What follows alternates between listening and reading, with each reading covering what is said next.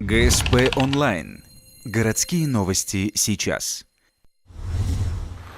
На днях муниципальные аптеки Ухты заключили договоры на поставку необычной минеральной лечебно-столовой воды, аналога знаменитой воды курорта Трусковец, обладающей уникальными лечебными свойствами. Самое интересное, что вода эта местная и добывают ее неподалеку от поселка Ярига. Главным отличием ухтинской воды от остальных минвод является наличие в ней особых веществ – адаптогенов.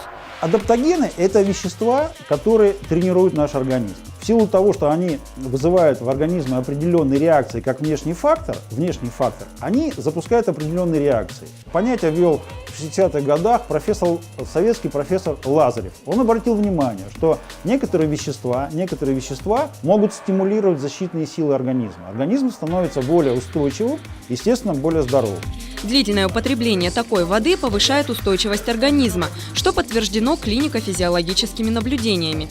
Мест, где добывают воду, аналогичную Трусковецкой, единицы. И то, что один из источников найден неподалеку от Ухты – большая удача. В планах производителей нет цели разливать столько воды, сколько позволят промышленные мощности. Напротив, добывать будут строго ограниченное количество – не более 5 тонн в день.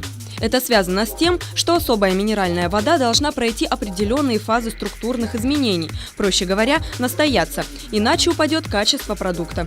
Тем не менее, даже такого количества лечебной воды, по словам производителей, должно хватить на обеспечение потребностей жителей республики.